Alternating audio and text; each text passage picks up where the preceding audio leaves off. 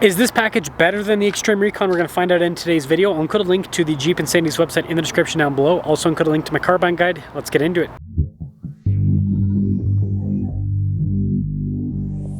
Now this particular Wrangler is a regular Rubicon, so no fender flare extensions, but it does have the factory rock rails, as well as a sway bar disconnect and diff locks front and rear. And as you can see, upgraded axle ratio is standard, part of the Rubicon package. Now let's take a look at the upgrades. Our tire wheel setup is 35 by 12.5 by 17, and I think that actually makes these tires slightly more aggressive than the tires on an Xtreme Recon, because those tires are technically a 34.4. Now this comes with an AEV 2.5-inch lift.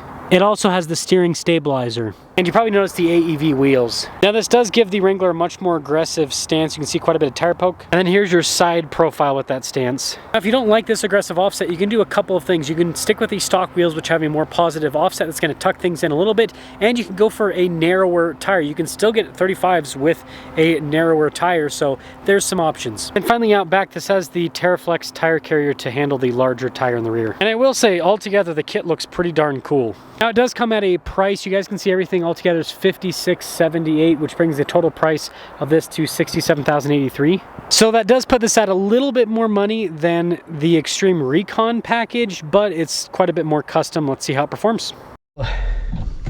Let's set off.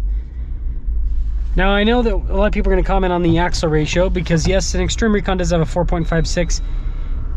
Pretty easy to upgrade to a 4.56 from my understanding with the Wranglers. The 4.88, that's going to be a little bit more expensive, and that's kind of like, if you want a 4.88, you should get the Xtreme Recon or the Rubicon X with that option for the factory, because it's a $1,000 option roughly.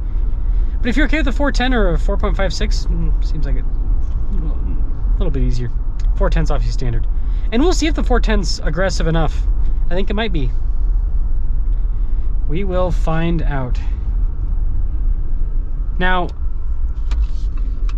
this offset's definitely aggressive. It's a certain taste. Like one of my neighbors has a Jeep that's kind of built like this, where it's got that bulkier look. Some people like that. Like I personally am a person that likes the kind of more narrow appearance.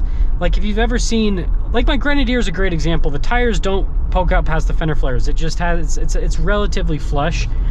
That's kind of a good example. That's kind of what I more prefer, that style versus this, you know, wide, I call it the brodozer. But yeah, just kind of like a wider stacked appearance, almost like a pyramid in a way, rather than like a tower-like. We're getting really specific on looks, but with Jeeps, you can go for a pretty negative offset and still not rub, because it's a solid axle vehicle. That's the one thing. Solid axle vehicles, you have so much space, it's crazy. Now, it doesn't seem like I'm struggling to move the 35s, but I am having to get into it a bit. Now, again, this has got the 3.6 V6, naturally aspirated. It's not, it's a good powertrain, but it's not necessarily known to be like the highest horsepower. I think it's 285 horsepower, 260 pound-feet of torque. It's no slouch, but yeah, it's not a powerhouse. The power feels almost, it's pretty good. It feels a little bit sluggish, a little bit. It's not enough to annoy me. That's a weird sound it's making. It's not enough to annoy me, but it's enough to be noticeable. Is that the wind? Yeah, that's totally the wind.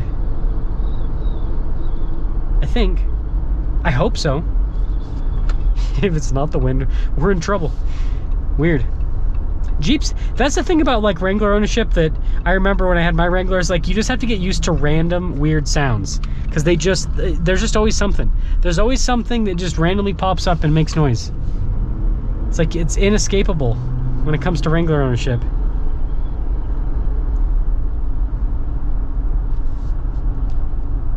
Yeah, strange.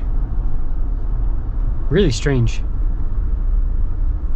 It's just kind of like this little, again, I think it's like the windshield or something, a little bit of whistling. I mean, this one does not have the top insulation, so it's going to be a bit noisier as it sits. Yeah, I will say this drives pretty darn well.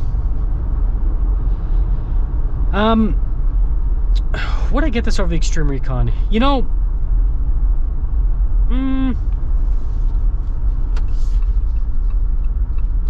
probably not.